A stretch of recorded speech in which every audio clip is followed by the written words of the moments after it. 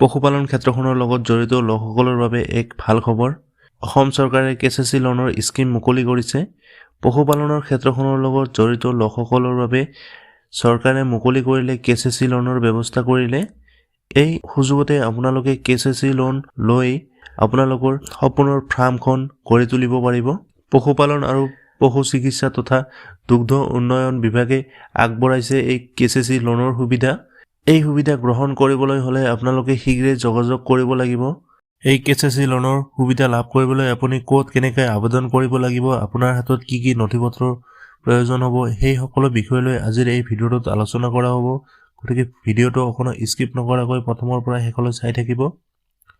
যদিহে আপুনি মোৰ চেনেলটোত প্ৰথমবাৰৰ বাবে ভিজিট কৰিছে তেনে ক্ষেত্ৰত মোৰ চেনেলটো ছাবস্ক্ৰাইব কৰি ৰাখিব।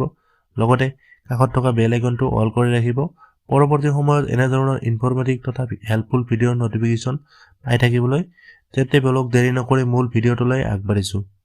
পশুপালনৰ সৈতে জড়িত লোকসকলৰ বাবে এই কেচিচি লোনৰ ব্যৱস্থা কৰিছে। যিসকল ব্যক্তিয়ে গো পালন, গাহৰি পালন, ছাগলী পালন আৰু হাঁহ কুকুৰা পালনৰ জৰিয়তে ব্যৱসায়িকভাৱে স্বাৱলম্বী হ'ব বিচাৰে সেইসকল লোকৰ বাবে এই কেচিচি লোনৰ ব্যৱস্থা কৰিছে অসম চৰকাৰে। গতিকে আপোনালোকে যদি ইচ্ছুক হয় তেনে ক্ষেত্ৰত আপোনালোকে গো পালন, গাহৰি পালন, ছাগলী পালনৰ ক্ষেত্ৰখন আগুৱাই লৈ যাব পাৰে আৰু এই কেচিচি লোন লৈ আপোনালোকে স্বাৱলম্বী হ'ব পাৰিব। এই কেচিচি লোনৰ কেইবাটাও গুৰুত্বপূৰ্ণ দিশ আছে। তাৰে প্ৰথম দিশটো হৈছে বেংকৰ নিৰ্ধাৰিত সুদৰ ওপৰত ভাৰত চৰকাৰৰ 2% ৰেহাইৰ ব্যৱস্থা। ভাৰত চৰকাৰৰ ফালৰ পৰা বেংকৰ সুদৰ ক্ষেত্ৰত 2% ৰেহাই দিয়াৰ ব্যৱস্থা কৰিছে। নিৰ্ধাৰিত সময়ত ঋণ ঘূৰাই দিওঁতালৈ ভাৰতীয় ৰিজাৰ্ভ বেংকৰ তৰফৰ পৰা 3% সুদ ৰেহাইৰ ব্যৱস্থা। যদি আপোনালোকে নিৰ্ধাৰিত সময়ৰ ভিতৰত এই ঋণ ঘূৰাই দিব পাৰে তেনে ক্ষেত্ৰত ভাৰতীয় ৰিজাৰ্ভ বেংকৰ তৰফৰ পৰা 3% সুদ ৰেহাই দিয়া হ'ব বুলি এই বিজ্ঞাপনত উল্লেখ কৰিছে।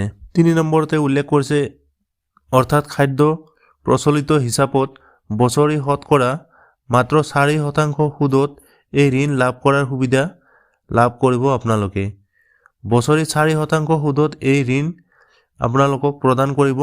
4 নম্বৰ পইণ্টত উল্লেখ কৰিছে ঋণৰ বাবে প্ৰয়োজনীয় যাৱতীয় খৰচ বেংকৰ তৰফৰ পৰা ৰেহাই দিয়াৰ ব্যৱস্থা কৰিছে। আপুনি ঋণ লোৱাৰ সময়ত যি খৰচ হ'ব সেই সকলো খৰচ বেংকৰ তৰফৰ পৰাই আপোনাক ৰেহাই দিয়া হ'ব বুলি ইয়াত উল্লেখ কৰিছে। 5 নম্বৰ পইণ্টত উল্লেখ কৰিছে এই ঋণৰ ক্ষেত্ৰত সৰ্বাধিক 1,60,000 টকা পৰ্যন্ত কোনো বন্ধকী লোৱা ব্যৱস্থা নাথাকে। বেংকত ঋণগ্ৰস্ত হৈ থকা লোকৰ আবেদন নাকচ কৰা হ'ব পাৰে।